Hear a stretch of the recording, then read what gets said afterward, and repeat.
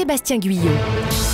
8h20 sur Europe 1, je reçois Jacques Attali, l'homme qui murmurait à l'oreille des présidents, ancien conseiller spécial de François Mitterrand pour parler de la mort d'Helmut Kohl. Bonjour Jacques Attali. Bonjour monsieur. Merci d'être en studio avec nous ce matin en direct. Vous avez bien connu Helmut Kohl, vous l'avez rencontré des dizaines de fois, l'histoire avec un grand H, la photo symbolique de Mitterrand et Kohl à Verdun, la chute du mur de Berlin, la réunification allemande, l'euro. Vous allez nous raconter tout ça.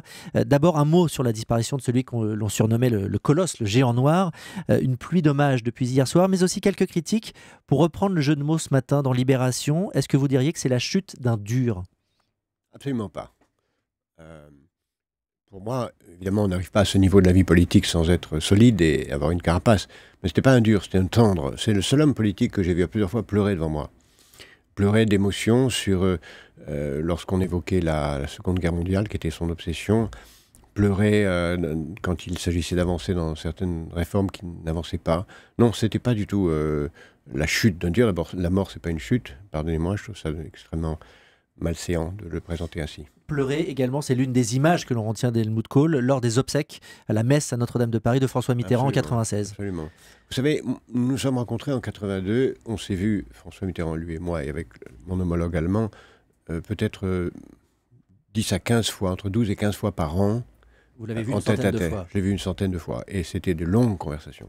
Alors, évidemment, quand on a commencé, c'était l'Europe de la guerre froide, extrêmement dure contre l'Union soviétique, avec des enjeux considérables, et où François Mitterrand et lui venaient de deux bords politiques complètement différents. Il n'y avait aucune raison de se connaître et de se rapprocher. La seule chose qui les a unis immédiatement, alors que l'un était de droite, l'autre était de gauche, l'un était un intellectuel, l'autre ne l'était pas du tout, enfin, rien, ils ne parlaient aucune langue commune. Rien ne pouvait les unir, hormis leurs origines provinciales éventuellement. Exactement. Leurs origines provinciales, leur méfiance à l'égard de la capitale, leur distance à l'égard des technocrates, dont ils se moquaient, surtout en ma présence. Mais ce qui les rassemblait profondément, et ce qui caractérisait Helmut Kohl, à mon avis, plus qu'aucune autre chose, c'est pas du tout la réunification allemande, dont il n'a été l'héritier que par hasard. Le vrai père de la réunification allemande, c'est Gorbatchev. S'il y avait eu un autre dirigeant que Gorbatchev, l'Union soviétique existerait encore comme la Chine communiste existe encore. Ce qui les rapprochait, c'est l'Union européenne. Non, ce qui les rassemblait, c'est la volonté de tout faire pour que une guerre franco-allemande ne se reproduise pas. Et c'est ça qui est important pour aujourd'hui, c'est que c'est le dernier chancelier allemand qui a fondé sa vision du monde sur le sentiment de la culpabilité à l'égard de la responsabilité allemande dans la barbarie de la Seconde Guerre mondiale. Plus jamais ça. Alors justement, l'une des images fortes que les Français retiennent avant tout d'Helmut Kohl, c'est bien sûr Verdun, 22 septembre 1984, François Mitterrand, main dans la main avec Helmut Kohl, geste qui a fait le tour du monde, geste qui n'était pas prémédité, on l'a dit et redit, mais qu'est-ce que vous avez dit François Mitterrand juste après cette... Il m'a dit vraiment c'est lui qui l'a improvisé, en tout cas c'est comme ça qu'il me l'a présenté, c'est comme ça que je l'ai vu d'ailleurs, il l'a improvisé et c'était assez peu de temps après qu'ils se soient rencontrés, puisque nous sommes 2 ans après leur rencontre, donc c'était une relation qui était plus facile à faire, si je peux me permettre, à Verdun, que dans un autre lieu lié à la Seconde Guerre mondiale, parce que Verdun, c'est vraiment le symbole d'une guerre absurde qui n'avait aucune raison d'être.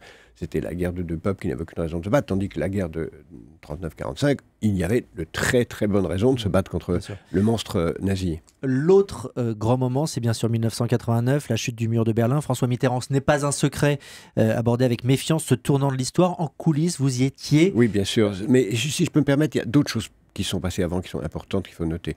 C'est que Helmut Kohl est, avec François Mitterrand, le père d'Erasmus, de l'euro, de Schengen, des débuts de l'armée franco-allemande et de l'armée européenne. C'est ça qu'ils ont fait ensemble. Sans arrêt, ils ont fait toute une série de choses parce qu'en permanence, il n'y avait pas une réunion où on ne parlait pas de qu'est-ce qu'on peut faire pour avancer.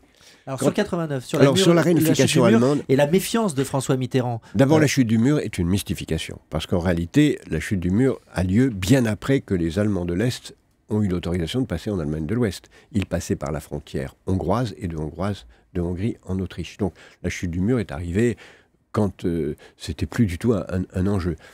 Donc à ce moment-là, de ta façon totalement fasciné et surpris, extrêmement surpris, Helmut Kohl voyait l'Union soviétique se défaire sous la direction d'un homme, Gorbatchev, qui avait décidé 6 mois plus tôt, et qui nous l'avait fait savoir explicitement, je ne tirerai plus sur la foule. C'est ça qui a tout déterminé. Donc à ce moment-là, la réunification était inscrite. François Mitterrand ne voulait pas s'opposer à la réunification allemande.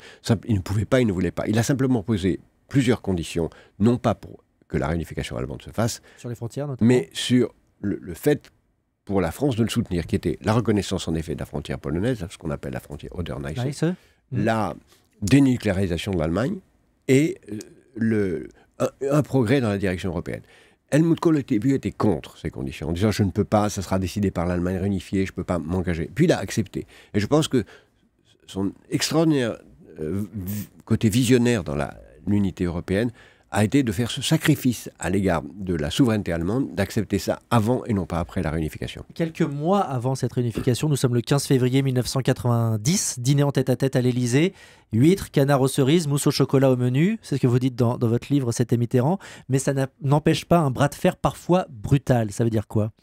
Oui, c'était très brutal. Ce soir, je vois encore ce dîner comme si c'était hier. C'était très brutal parce que François Mitterrand voulait absolument obtenir d'Helmut Kohl qu'il reconnaisse en effet la dénucléarisation de l'Allemagne et la frontière Oder-Neisse avant la réunification. La réunification qui était déjà faite puisque le mur était tombé et tout allait vite. Mais brutal, ça veut dire quoi concrètement? Non, brutal, c'était toujours extrêmement amical, très tendu. Je crois avoir écrit à ce moment-là, envoyé un petit mot au ministre des Affaires étrangères français qui n'était pas dans cette réunion. Je vois beaucoup de nuages à l'horizon de ce dîner. Voilà. Helmut Kohl a souvent été moqué en Allemagne, Catherine Ney le disait, pour son style provincial. On le surnommait l'homme à la tête de poire. Ces critiques le touchaient, il vous en parlait? Non, il était très bien, très à l'aise dans ses baskets. Il était gros, il mangeait beaucoup, il faisait 2 cures de jeûne tous les ans. Il était très à l'aise avec lui-même. Il avait beaucoup de... Vous savez, il avait une qualité commune avec François Mitterrand, une qualité pour les fonds, on dira ça comme on voudra, c'est qu'il était très indifférent à l'égard des critiques. Il savait vraiment où il voulait aller. Ce matin en Allemagne, on parle de l'Allemagne unifiée, de l'Européen convaincu, mais aussi de l'affaire des caisses noires, de son parti, de la mort de sa première femme, d'une famille déchirée, de la trahison d'Angela Merkel, avec qui les relations étaient restées glaciales, malgré l'hommage qu'elle lui a rendu hier soir. Je n'ai pas connu rien de tout cela, puisque ça s'est produit après que j'ai quitté l'Élysée en 91 et qu'il ait quitté lui-même le pouvoir un peu plus tard. Mais ce que je dirais, c'est qu'en effet, à l'égard d'Angela Merkel, c'est tout à fait un autre monde. Lui est un Rhénan, ou plus exactement quelqu'un de l'ouest de l'Allemagne. Elle est une Prussienne. Ses racines et ses obsessions, c'est l'occupation soviétique. Ses racines et ses obsessions, c'est le nazisme. C'est donc 2 Allemagnes complètement différentes. L'un, c'est une Allemagne tournée vers l'Europe. L'autre, c'est une Allemagne tournée vers l'Allemagne. Et c'est ça qui crée les différences. Donc pour vous, ce matin, en un mot, l'Europe a perdu un grand homme? Oui, mais ce qu'ils ont construit est irréversible.